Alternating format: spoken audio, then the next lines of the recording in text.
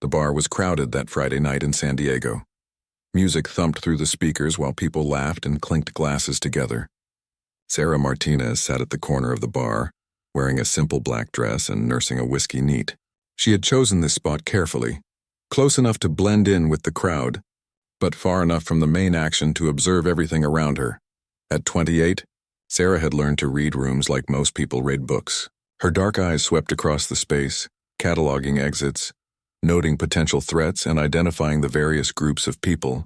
There were the college students celebrating someone's birthday, the business professionals unwinding after a long week, and scattered throughout the crowd, she spotted several military personnel trying to blend in during their shore leave. Sarah's phone buzzed with a text from her sister asking about weekend plans. She smiled slightly and typed back that she was just having a quiet drink. If only her family knew the real reason she was here tonight. 3 weeks of undercover work had led to this moment, and she couldn't afford to blow her cover now. The bartender, a friendly guy named Mike who had been working here for years, wiped down glasses while chatting with regulars. He had gotten used to Sarah's weekly visits over the past month. She always ordered the same drink, always sat in the same spot, and always seemed to be watching something or someone. "Another round?"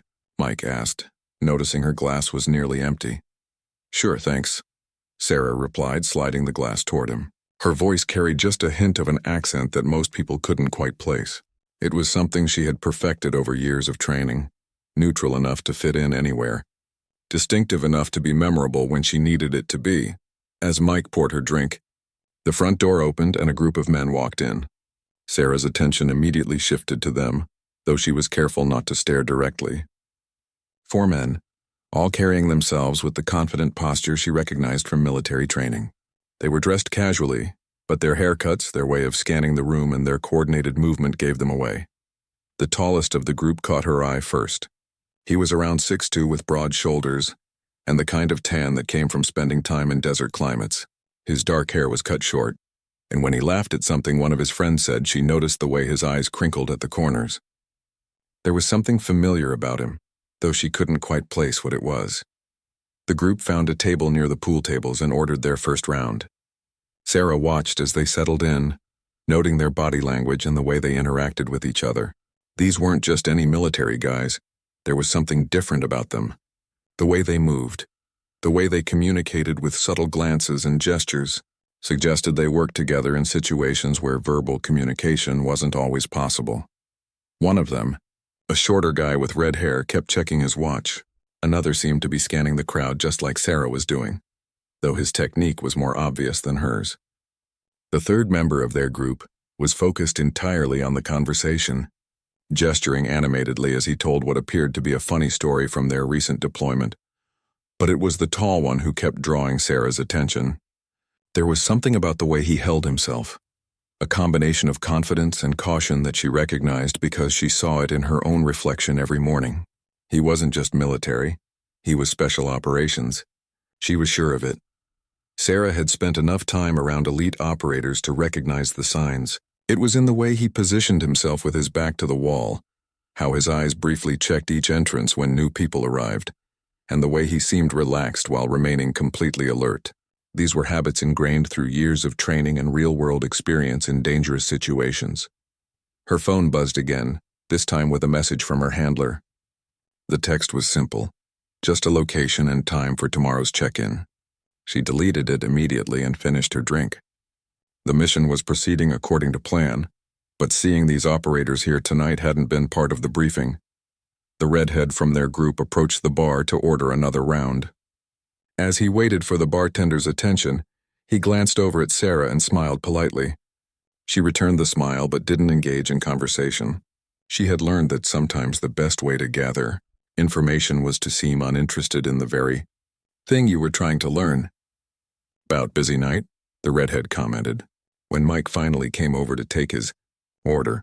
"Always is on Fridays," Mike replied. "You guys military?" The redhead's smile became more guarded. "What gave us away?" 20 years tending bar near a naval base," Mike chuckled. "You develop an eye for it." Sarah listened to this exchange while appearing to study her phone. The redhead ordered 4 beers and a round of shots, confirming her suspicion that this wasn't just a casual night out. Military personnel often celebrated the completion of missions or training exercises with specific drinking rituals. As the redhead returned to his table with the drinks, Sarah noticed the tall one looking in her direction. Their eyes met briefly across the crowded bar, and she felt a jolt of recognition. She knew that face from somewhere, but the memory remained frustratingly out of reach. The group's celebration continued for another hour. Sarah nursed her second whiskey and observed their interactions, filing away details that might be useful later. They were definitely celebrating something significant. Their body language and the way they kept raising toasts suggested either a successful mission completion or perhaps news of an upcoming assignment. They were excited. About around 10:30, the redhead and one of the others left, probably heading back to base or to continue their evening elsewhere. This left the tall one and the storyteller at their table. Sarah noticed that without the full group dynamic, the tall one became more observant of his surroundings. His gaze swept the room more frequently, and she caught him looking in her direction several times. Finally, he stood up and walked toward the bar. Sarah's pulse quickened slightly, though she kept her expression neutral. This could be the break she had been waiting for, or it could complicate everything she had worked toward over the past 3 weeks. He approached the spot next to her at the bar and signaled Mike for another beer. As he waited, he turned slightly toward Sarah. "Mind if I ask what you're drinking?" he said. His voice was deeper than she had expected, with the kind of calm confidence that came from someone accustomed to high-stress situations. "Whiskey neat," Sarah replied, meeting his gaze directly. Simple and effective. He smiled at that response. "I like that philosophy. Mind if I buy you another round?" Sarah considered her options quickly. This could be exactly the opportunity she needed, or it could be a complication she wasn't prepared for. Either way, she had come too far to back down now. "I don't usually accept drinks from strangers," Sarah said, but her tone suggested she might make an exception. "Fair enough," he replied, extending his hand. "Jake Morrison. Now we're not strangers." Sarah shook his hand, noting the firm grip and the calluses that confirmed her suspicions about his profession. "Sarah," she said simply, choosing to use her real first name as she often did when working undercover. It was easier to remember and respond to naturally. Jake settled onto the bar stool next to her as Mike brought over his beer and refreshed Sarah's whiskey. The bar had grown even more crowded, forcing them to sit closer together to hear each other over the noise. "So, Sarah, what brings you to this particular establishment on a Friday night?" Jake asked. There was something in his tone that suggested he was genuinely curious rather than just making small talk. "I could ask you the same thing," she replied, taking a sip of her whiskey. "Though I'm guessing you and your friends were celebrating something." Jake's eyebrows raised slightly. Observant. Most people don't notice things like that. "I notice a lot of things," Sarah said, meeting his gaze directly. "It's part of my job." "What kind of work do you do?" Sarah had prepared for this question. Her cover story was solid and had been tested in previous operations. "Corporate security consulting. I help companies identify vulnerabilities in their systems and personnel." It wasn't entirely a lie. Her real job did involve identifying vulnerabilities, just not the corporate kind. Jake nodded thoughtfully, and she could see him processing this information. "That explains the watchful eyes," he said. "You've been scanning this room since I walked in?" Sarah felt a slight chill. If he had noticed her surveillance techniques, he was either very good at his job, or she was losing her touch. "Occupational hazard," she said with a slight smile. "You develop habits." "Tell me about it," Jake replied. "My job has given me a few habits too." "Such as?" "Always sitting with my back to the wall. Checking exits when I enter a room. Being suspicious of people who ask too many questions." Sarah laughed, a genuine sound that surprised her. "Are you suspicious of me?" "Should I be?" The question hung in the air between them. Sarah found herself at a crossroads. She could deflect with humor, change the subject, or take a calculated risk and probe deeper. Jake was clearly intelligent and observant. If she played this wrong, it could end her mission before she got the information she needed. "That depends," she said finally. "Are you the kind of person who gives people reasons to be suspicious of you?" Jake took a long drink of his beer before answering. "In my line of work, suspicion keeps you alive. But I'm not on duty tonight." "What exactly is your line of work, Jake Morrison?" "I serve my country," he said simply. It was the kind of non-answer that confirmed everything Sarah had suspected about him. Their conversation was interrupted when Jake's remaining friend approached the bar. He was clearly ready to leave and slightly more intoxicated than Jake. "Morrison, you coming? Last call for the shuttle back to base." Jake glanced at his watch, then at Sarah. "Give me 5 minutes, Rodriguez." Rodriguez looked between Jake and Sarah with a knowing grin. "Sure thing. I'll be outside grabbing some air." He walked away, but not before giving Jake a thumbs up that made Sarah smile despite herself. "Friends of yours seem nice," Sarah said. "They're good guys. We work closely together." "How closely?" Jake studied her face for a moment before answering. "Close enough that we trust each other with our lives on a regular basis." Sarah felt her pulse quicken. This was exactly the kind of confirmation she had been hoping for. That's a lot of trust to place in someone. It is. But when you're in situations where failure means people die, you learn to be very selective about who you work with. Sounds intense? It can be. Jake finished his beer and placed the empty bottle on the bar. I should probably catch that ride back to base. Sarah realized this might be her only chance to establish a connection that could be useful later. "Do you come here often?" "When we're in town, yeah. This place has become kind of a tradition for our team." "Your team?" Jake smiled, and Sarah could see he was being careful about how much information he shared. "Small group. We work together on special projects." Sarah nodded as if this explanation satisfied her curiosity, though internally she was cataloging every word. Special projects was military speak for classified operations. "Well, maybe I'll see you around," she said. "I come here pretty regularly myself." "I'd like that," Jake said, and Sarah could tell he meant it. "But I should warn you, my schedule can be unpredictable. Sometimes we get called away on short notice for work trips." "Work trips?" Sarah repeated with a knowing smile. "Let me guess. The kind where you can't say where you're going or when you'll be back." "Something like that." Jake stood up and pulled out his wallet to pay for their drinks, but Sarah placed her hand over his. "I've got this round. Consider it a welcome back gift."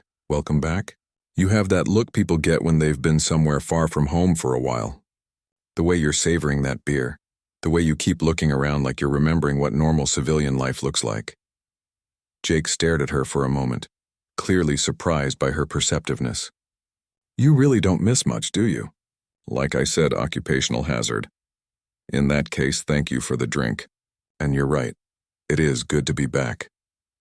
Jake pulled out a business card and wrote something on the back before handing it to her. "That's my personal number. If you're ever here on a Friday night and wondering if I'll show up, feel free to text me." Sarah took the card and glanced at it. The front showed his name and a generic military email address. On the back, he had written his cell phone number and Jake, the suspicious guy with good taste in bars. "I'll keep that in mind," she said, tucking the card into her purse.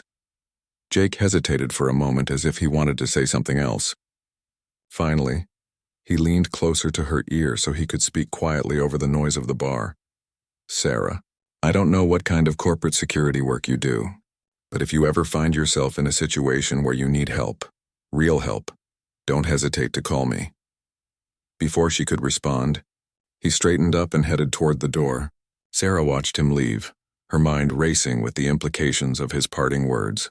Either Jake Morrison was the kind of person who made protective offers to every woman he met in bars, or her cover story hadn't been as convincing as she thought.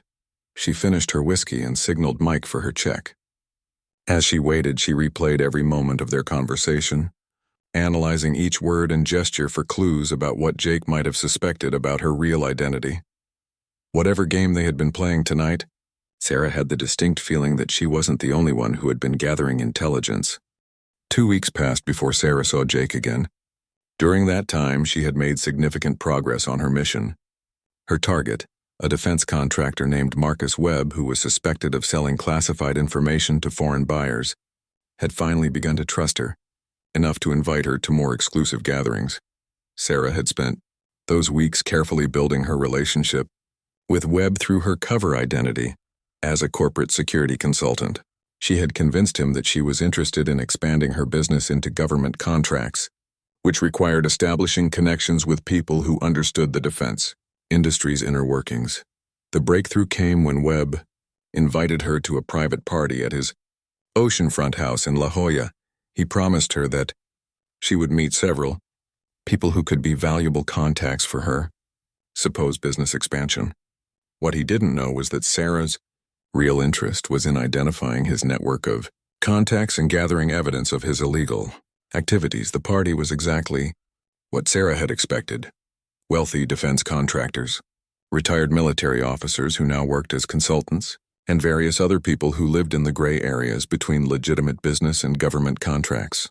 She moved through the crowd with a champagne glass in hand, making polite conversation while mentally cataloging faces and recording names. Webb had been particularly attentive to her all evening, clearly hoping to impress her with his connections and influence. He introduced her to several people as his brilliant new security consultant and made sure everyone knew about her supposed expertise in vulnerability assessment. Sarah was in the middle of a conversation with a retired Air Force colonel about cybersecurity challenges when she noticed a familiar figure across the room. Jake Morrison stood near the bar, wearing a navy suit instead of his casual bar clothes, but unmistakably the same person who had bought her whiskey 2 weeks earlier. Their eyes met across the crowded room, and Sarah saw the same flash of recognition in his expression that she felt. But there was something else there too, surprise and possibly suspicion. Jake was clearly not expecting to see her here, and his presence at Webb's party raised questions that Sarah didn't like the implications of. She excused herself from her conversation with the colonel and made her way toward the bar, careful to appear casual while her mind raced through possibilities. Was Jake here because he was part of Webb's network? Was he investigating Webb from another angle? Or was his presence purely coincidental? "Well, this is unexpected," Jake said as she approached. His tone was friendly, but she could see him evaluating the situation just as carefully as she was. "Small world," Sarah replied, accepting a fresh champagne glass from the bartender. "Though I have to admit I wouldn't have pegged you for the cocktail party type." "I'm full of surprises," Jake said. "What brings you to Marcus Webb's house?" The fact that he knew their host's name wasn't necessarily significant. Anyone invited to the party would know that. But the way he said it suggested a familiarity that went beyond tonight's event. "Business networking," Sarah said, sticking to her cover story. "Mr. Webb thought I might find some useful connections here for expanding my consulting work." "What about you?" "Similar reasons. I do some consulting work myself now that I'm between deployments." Sarah filed this information away. Between deployments suggested he was still active military, which meant his consulting work was probably approved through official channels. That could be either very good or very bad for her mission, depending on what kind of consulting he was doing. "What kind of consulting?" she asked. "Security assessments, helping companies understand potential threats to their operations." It was almost exactly the same cover story she was using, which was either an incredible coincidence or a sign that one of them was lying. Sarah began to wonder if Jake's presence at the bar 2 weeks ago had been as accidental as it seemed. Their conversation was interrupted by Marcus Webb himself, who approached them with his characteristic broad smile and overconfident demeanor. "Sarah, I see you've met Jake. Excellent, excellent. Two of my favorite security experts getting acquainted." Webb's voice carried the slight slur of someone who had been enjoying his own party's bar service. "We actually met a couple weeks ago," Sarah said carefully. "Small world, like I was just telling Jake." "Wonderful. Jake, you'll have to tell Sarah about that fascinating project you consulted on last month, the one involving the vulnerability assessment for that shipping company." Sarah saw Jake's jaw tighten almost imperceptibly. "I'm sure Sarah has her own interesting projects to discuss." Webb laughed and clapped Jake on the shoulder. "Always so modest. Sarah, this man helped identify security weaknesses that could have cost a major shipping operation millions of dollars if they had been exploited by the wrong people." "Impressive," Sarah said, studying Jake's face for any reaction. "What kind of vulnerabilities?" "Oh, the usual things," Jake said dismissively. "Personnel screening issues, communication protocol weaknesses. Nothing too exciting." But Sarah noticed that he was being deliberately vague, and Webb's description suggested the project had been more significant than Jake was letting on. She was beginning to suspect that Jake's consulting work might not be as independent as he was claiming. "Well, I'll let you two talk shop," Webb said, already distracted by another group of guests who had just arrived. "Sarah, make sure Jake tells you about his military background. Very impressive credentials. After Webb walked away, Sarah and Jake stood in silence for a moment, both clearly processing the new information they had learned about each other. So, Sarah said finally, shipping company vulnerabilities. Corporate security consulting, Jake replied pointedly. Touché. Jake took a sip of his drink and looked around the room. Can I ask you something, Sarah? Sure. What exactly is your relationship with Marcus Webb? The question caught Sarah off guard with its directness. I'm sorry. It's just that Webb introduced you as his brilliant new security consultant, but you told me you work for multiple companies. The way he was talking suggests you have a more exclusive arrangement with him. Sarah realized she needed to be very careful here. Jake was clearly more observant than she had given him credit for, and his question suggested he might know more about Webb than he was letting on. Mr. Webb has been helpful in introducing me to potential clients, she said. I wouldn't call it an exclusive arrangement, but he's been a good connection for me. And how did you meet him? Through a mutual contact in the security industry. Why all the questions, Jake? Jake set down his drink and turned to face her directly. Because I'm trying to figure out if you're here for the same reasons I am. Which are? Let's just say that Marcus Webb's business practices have attracted some attention from people I work with. Sarah felt her pulse quicken. What kind of attention? Before Jake could answer, the sound of breaking glass came from across the room. They both turned to see that someone had dropped a champagne flute, and several people were laughing as waitstaff moved to clean up the mess. When Sarah turned back to Jake, she found him studying her face intently. Sarah, I need to ask you something, and I need you to be completely honest with me. Okay. Are you really a corporate security consultant? The question hung in the air between them like a challenge. Sarah realized that this was a pivotal moment that could determine not just the success of her mission, but potentially her safety as well. Jake clearly suspected something about her real identity, but she couldn't tell whether that made him an ally or a threat. Are you really just a military consultant? She countered. Jake smiled grimly. I think we both know the answer to that question. Sarah and Jake stared at each other across the crowded party, each waiting for the other to break first.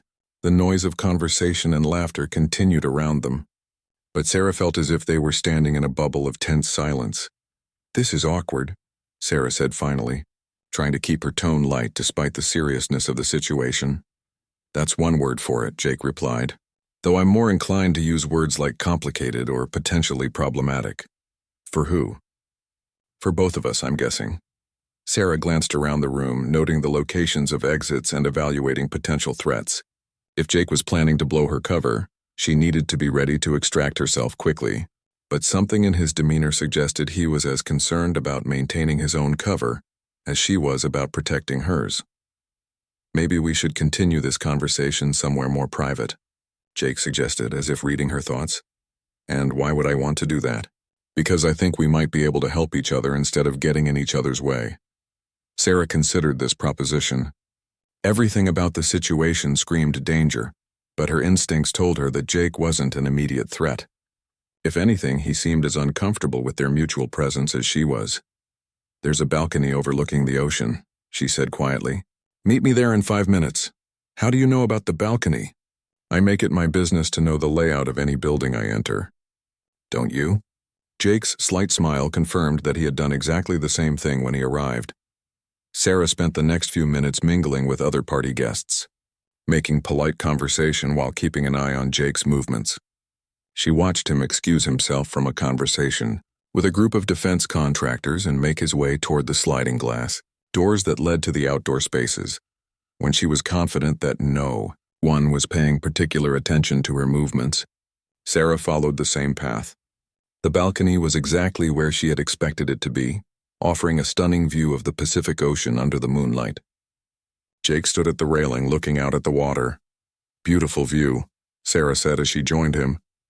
It is, though I suspect neither of us is here to admire the scenery. Sarah positioned herself so she could see both Jake and the door they had come through. So what exactly are you proposing, Jake Morrison? Assuming that's your real name, it is. And I'm proposing that we stop pretending we don't know why we're both at Marcus Webb's party. I'm not sure I know what you mean. Jake turned to face her, his expression serious. Sarah, I've been watching Webb for 3 months. My team has been building a case against him for selling classified defense information to foreign buyers. Tonight was supposed to be an intelligence-gathering operation for us. Sarah felt a chill that had nothing to do with the ocean breeze. Your team? Naval Criminal Investigative Service. I'm not just a Navy SEAL. I also work with NCIS on cases involving military personnel and defense contractors. The pieces began clicking into place for Sarah. Jake's careful observation skills, his familiarity with Webb, his suspicion about her presence at the party. It all made sense now. And you think I'm what exactly? One of Webb's contacts? At first, yes. But your reaction to seeing me here tonight suggests otherwise. You looked as surprised as I felt. Sarah weighed her options carefully. Jake had just revealed sensitive information about an ongoing investigation, which suggested either that he trusted her or that he was trying to get her to reveal information about herself. Either way, she was at a decision point that could determine the success or failure of her mission. NCIS, she said finally. That's interesting. Why? Because I'm CIA. Jake's eyes widened slightly, but he recovered quickly. CIA, what's the agency's interest in Marcus Webb? Same as yours, but from a different angle. We have intelligence suggesting that Webb isn't just selling information to foreign buyers, he's specifically targeting information that could compromise ongoing operations overseas. Operations? Involving American personnel? Yes, including special operations teams. Jake was quiet for a moment, processing this information. How long have you been investigating him? 4 months. I've been working undercover to identify his network and gather evidence of his activities. And how much evidence have you gathered?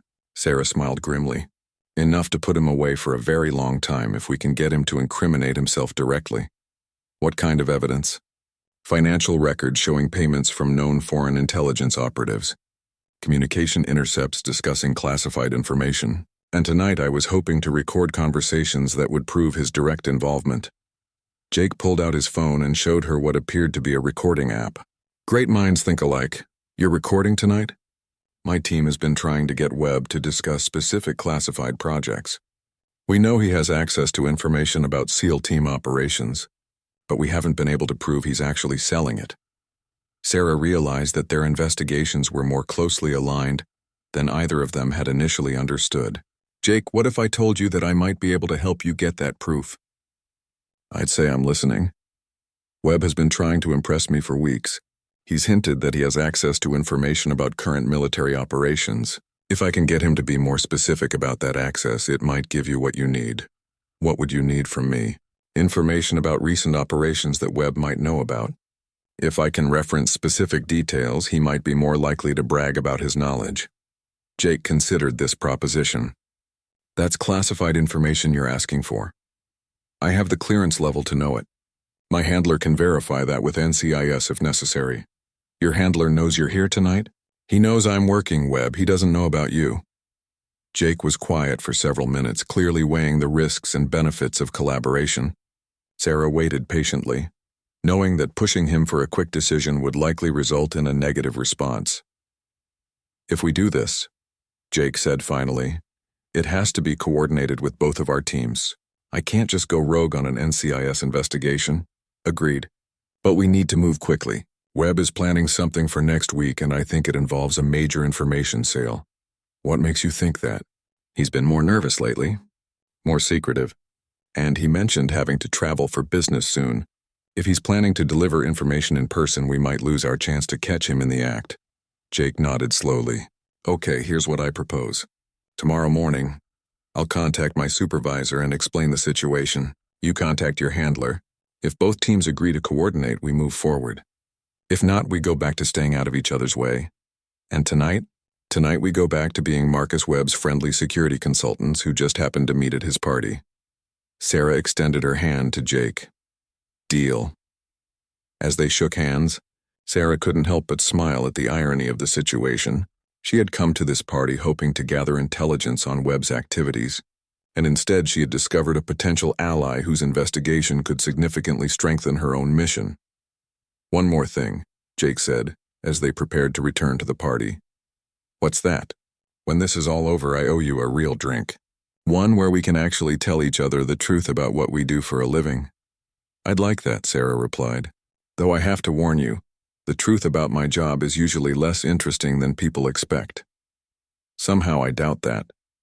As they walked back toward the party, Sarah felt a cautious optimism about the mission for the first time in weeks. Working with Jake's team could provide the resources and coordination she needed to take down Webb's entire network. Not just the man himself.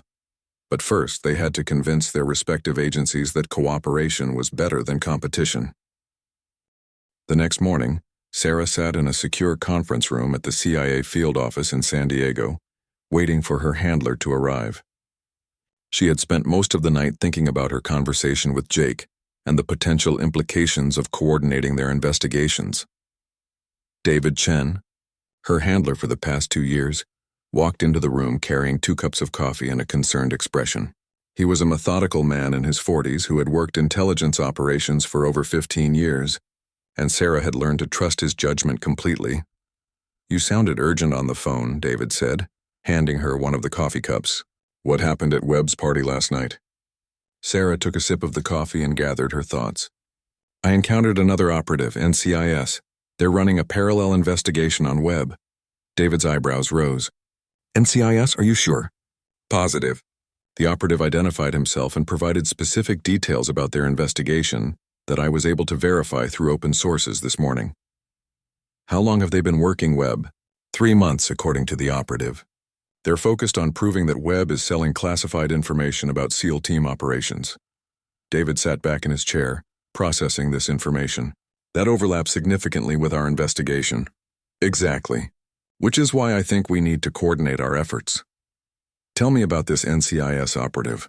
Sarah had anticipated this question and had prepared her response carefully. "His name is Jake Morrison, Navy SEAL with NCIS investigative training. He's been working undercover as a security consultant to get close to Webb." "And he approached you?" "We actually met 2 weeks ago at a bar, but neither of us knew the other's real identity at that time. Seeing each other at Webb's party forced the revelation." David was quiet for several minutes, clearly running through the various implications and complications of this development. Sarah waited patiently, knowing that he was weighing risks against potential benefits. "What did you tell him about our investigation?" David asked finally. "Only that we're investigating Webb for selling information that could compromise overseas operations. I didn't provide specifics about sources, methods, or timeline." "And what did he tell you?" "That they're trying to prove Webb has access to current SEAL operation information and is selling it to foreign buyers. They need him to incriminate himself directly." David stood up and began pacing, which Sarah recognized as his thinking process for complex situations. The good news is that coordinated investigations can be more effective than parallel ones. The bad news is that coordination requires revealing information that we might prefer to keep compartmentalized. Morrison suggested that both team supervisors coordinate the collaboration. That would be the appropriate channel. David agreed. "Though it would also slow down our timeline considerably." "Not necessarily. Morrison indicated that his team is ready to move quickly if they can get the evidence they need." David stopped pacing and looked at Sarah directly. "What are you proposing?" "I think I can get Webb to incriminate himself in a way that provides evidence for both investigations. But I need information about recent SEAL operations that Webb might have knowledge of." "Classified information I have the clearance to know and the operational need to use." David considered this for another long moment. "If I agree to this, it would need to be a carefully controlled operation. Full coordination with NCIS, shared intelligence, and joint oversight." "I understand. And you're confident that this Morrison is legitimate?" Sarah had given this question considerable thought during the sleepless hours of the previous night. "Yes. His operational knowledge, his familiarity with Webb's activities, and his approach to the situation all confirm his identity. Plus, his story is too complex and detailed to be fabricated on the spot." David returned to his seat and pulled out his secure phone. "I'm going to make some calls. If NCIS confirms Morrison's identity and their investigation, and if both agencies agree to coordinate, we'll move forward. But Sarah, if this goes sideways, it could compromise both investigations." "I understand the risks." David began making his calls while Sarah reviewed her notes from the previous evening. She had managed to gather several useful pieces of information at Webb's party, including the names of 3 new contacts and confirmation that Webb was planning to travel to Los Angeles later in the week. 20 minutes later, David ended his final call and turned back to Sarah. NCIS confirms Morrison's identity and investigation. They're interested in coordination, but they want a face-to-face meeting before agreeing to share operational details. When? This afternoon. Morrison's supervisor wants to meet with both of us to discuss parameters and oversight. Sarah felt a surge of anticipation mixed with nervousness. Joint operations always carried additional risks, but they also offered resources and capabilities that solo operations couldn't match. There's something else, David continued. NCIS has intelligence suggesting that Webb is planning a major transaction this week. They believe he's going to deliver information about an upcoming SEAL operation to a foreign contact. That matches what I observed last night. Webb seemed nervous and mentioned having to travel for business. If that's true, we need to move quickly. The meeting with NCIS is at 2 o'clock. Sarah spent the morning reviewing all of her intelligence on Webb's activities and preparing for the joint meeting. She also researched everything she could find about NCIS investigative procedures to better understand how their operation might integrate with hers. At exactly 2 o'clock, Sarah and David arrived at a secure meeting facility near the naval base. Jake was already there with a woman in her 50s who introduced herself as Special Agent Linda Torres, NCIS Supervisory Special Agent. Agent Martinez, Torres said, shaking Sarah's hand. Agent Morrison has briefed me on your encounter last night. Interesting circumstances. That's one way to put it, Sarah replied. Torres gestured for everyone to take seats around a conference table. Let's discuss what we know and what we need. For the next hour, both teams shared intelligence about Webb's activities, his known associates, and his suspected methods of operation. Sarah was impressed by the thoroughness of NCIS's investigation, while Torres seemed equally impressed by the CIA's intelligence gathering. The question now, Torres said, is how we coordinate our efforts to maximum effect. David leaned forward. Agent Martinez believes she can get Webb to incriminate himself directly, but she needs information about recent SEAL operations that Webb might have knowledge of. What kind of information? Torres asked. Sarah answered carefully. Operational details that aren't public knowledge but that someone with Webb's level of access might reasonably know. If I can reference specific details in conversation, he might be more likely to reveal his own knowledge. Jake spoke up for the first time since the introductions. We have intelligence suggesting that Webb has information about Operation Silent Thunder, which concluded 2 weeks ago. Torres shot Jake a warning look, but he continued. If Agent Martinez could reference that operation in conversation with Webb, it might prompt him to reveal what he knows. What was Operation Silent Thunder? Sarah asked. Torres considered the question carefully before answering. A hostage rescue operation in Southeast Asia. Successful mission, but some of the details are still classified. Details that Webb shouldn't have access to? Exactly. If he references specific aspects of that operation, it would prove he has access to classified information about current SEAL activities. Sarah could see the framework of a plan beginning to take shape. I could approach Webb as if I'm interested in expanding my security consulting to include international operations. If I mention that I've heard about increased SEAL activity in Southeast Asia, he might try to impress me with his knowledge. That could work, Jake said, but it would need to be carefully scripted. One wrong detail could alert him that we're investigating him. Torres nodded slowly. If we do this, it needs to be a controlled operation.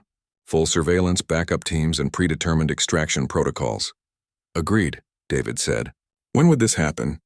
Webb is expecting me to have dinner with him tomorrow night, Sarah said. He mentioned wanting to discuss a potential business opportunity. Perfect cover for the conversation, Jake observed. Torres looked around the table. Are we all in agreement that this is our best approach? Everyone nodded. Then we have 24 hours to plan this operation. Agent Morrison, you'll coordinate surveillance and backup. Agent Martinez, you'll prepare the approach strategy. Our agencies will provide joint oversight and support. As the meeting concluded, Sarah felt both excitement and apprehension about the operation ahead.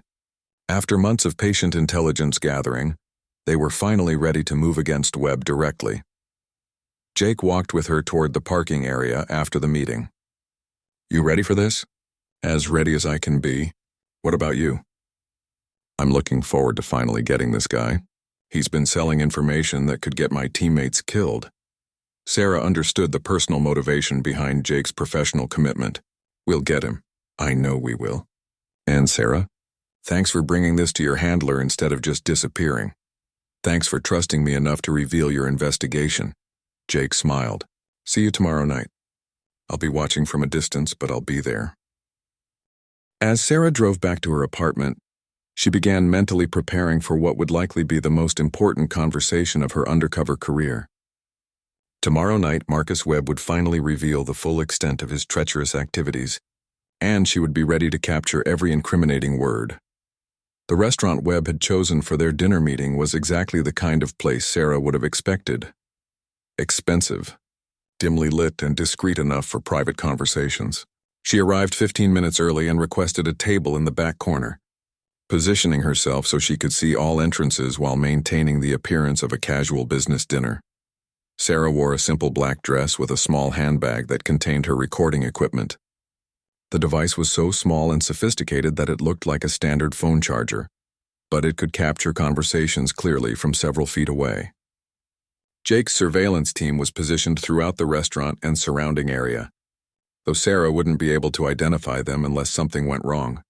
Webb arrived precisely on time, dressed in an expensive suit, and carrying himself with the confident swagger of a man who believed he was smarter than everyone around him. He greeted Sarah with a warm smile and an overly familiar kiss on the cheek that made her skin crawl. "Sarah, you look absolutely stunning tonight," Webb said as he took his seat across from her. "I'm so glad you could make time for dinner. Thank you for the invitation, Marcus. You mentioned a business opportunity?" "Always straight to business," Webb laughed. "I admire that about you. But let's order first, and then we can discuss some very interesting possibilities." They spent the first part of dinner making small talk about the previous night's party and Webb's connections in the defense industry. Sarah played her role perfectly, appearing interested in his stories while subtly steering the conversation toward more specific topics. "You seem to know everyone in the defense contracting world," Sarah observed as they finished their appetizers. 20 years in this business teaches you who's worth knowing," Webb replied, clearly pleased by the compliment. "The key is understanding that information is the most valuable commodity in our industry." "What kind of information?" Webb leaned forward conspiratorially. "The kind that lets you anticipate government needs before they're publicly announced. The kind that helps you understand which companies will get which contracts." "That sounds like insider information." "It's all about knowing the right people and asking the right questions," Webb said with a wink. "For instance, did you know that there's been increased special operations activity in Southeast Asia over the past month?" Sarah felt her pulse quicken. This was exactly the opening she had been hoping for. "Really? What kind of activity?" "Hostage rescues primarily. The kind of operations that require very specific equipment and support services." "How do you know about that?" Webb's smile became more predatory. "I have friends in various government agencies who keep me informed about developing situations. It's all about maintaining relationships." Sarah activated her recording device by touching a specific sequence on her phone. That must be valuable information for companies that provide equipment to special operations teams. Incredibly valuable. Companies that know about operations in advance can position themselves to win follow-up contracts for equipment replacement, expanded services, even new capabilities. "And your friends share this information with you?" "For the right price, certain people can be very helpful." Sarah leaned forward, appearing impressed. "Marcus, that's fascinating. Can you give me a specific example?" Webb looked around the restaurant before continuing, apparently satisfied that their conversation was private. 2 weeks ago, there was a SEAL operation called Silent Thunder. Hostage rescue in Southeast Asia, like I mentioned. Very successful mission, but it required specialized equipment that's now being evaluated for broader deployment. Sarah felt a surge of excitement. Webb had just confirmed his knowledge of classified operation details that he should not have access to. "How do you know about Operation Silent Thunder?" "I have a contact at NCIS who provides me with operational summaries. Nothing that compromises ongoing operations, you understand, but information about completed missions that might indicate future equipment needs." "Someone at NCIS is selling you classified information?" Webb held up his hands. "It's not that crude, Sarah. My contact provides consultation services to defense contractors. We share information that helps us all make better business decisions. What's your contact's name? Webb hesitated for the first time in their conversation. I don't usually share that level of detail, but since we're discussing potential collaboration, he lowered his voice even further. Special Agent Thomas Reeves. He's been very helpful in understanding how military operations translate into business opportunities. Sarah felt a chill. If Webb was telling the truth, there was a corrupt NCIS agent providing him with classified information. This was much bigger than they had initially suspected. And Agent Reeves is comfortable with this arrangement? Comfortable enough to have been doing it for over a year, Webb replied. Thomas understands that the private sector can provide capabilities that government agencies sometimes lack. What kind of capabilities? Webb smiled and reached into his jacket pocket, pulling out a small device that looked like a modified smartphone. Specialized communication equipment, for instance. This device can intercept and decode encrypted military communications. Sarah stared at the device, realizing that Webb was showing her equipment that could compromise ongoing operations and endanger American personnel. Where did you get that? Let's just say that I have international contacts who are very interested in American military capabilities. International contacts? Business partners, Sarah. People who understand the value of information and are willing to pay appropriately for it. Sarah realized that Webb was essentially confessing to espionage while believing he was impressing a potential business partner. Marcus, what you're describing sounds like it could be considered treason. Webb laughed dismissively. Treason is such a dramatic word. I prefer to think of it as international business consulting.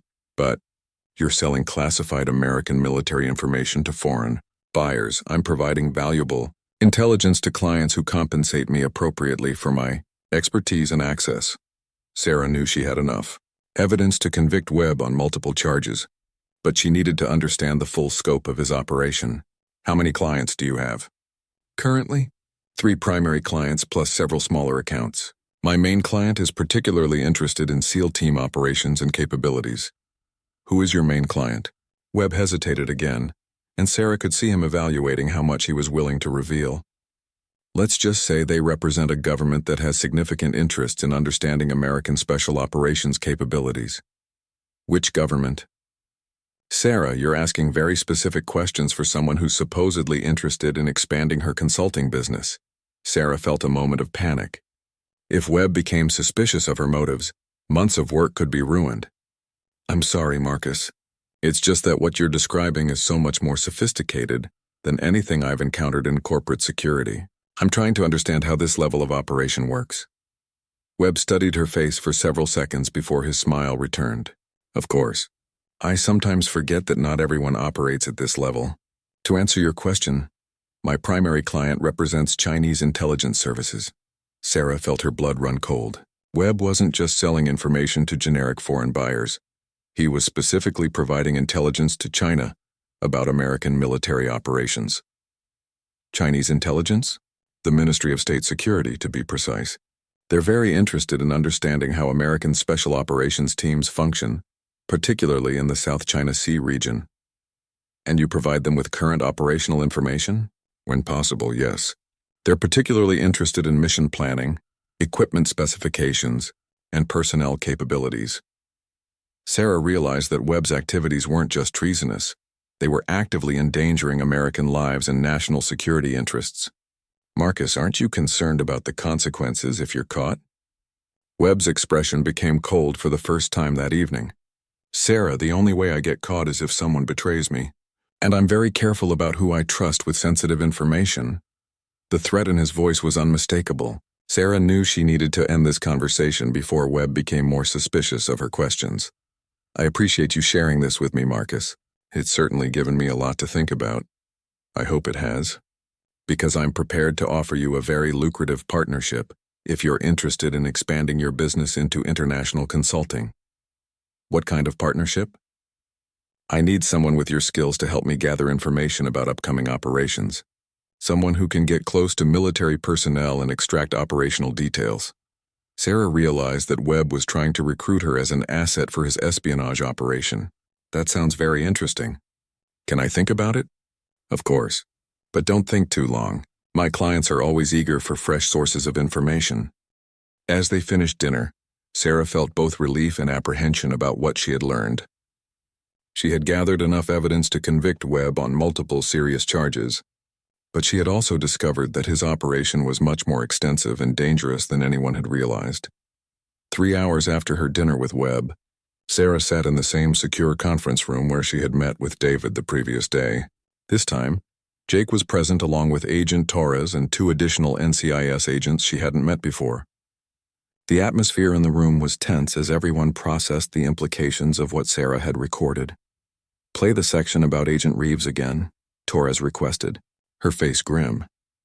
Sarah replayed the recording where Webb identified NCIS Special Agent Thomas Reeves as his source for classified operational information. The silence in the room was heavy as everyone absorbed the reality that they had a corrupt agent in their ranks.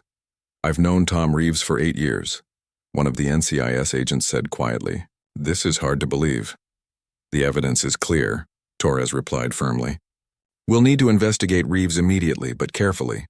If he suspects we're onto him, he could warn Webb or destroy evidence." David leaned forward.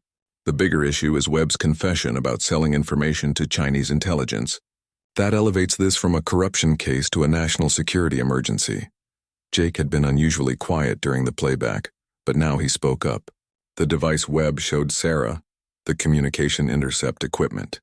If that's real, it means they have the capability to monitor current SEAL operations in real time, which explains how they knew about Operation Silent Thunder so quickly," Torres added.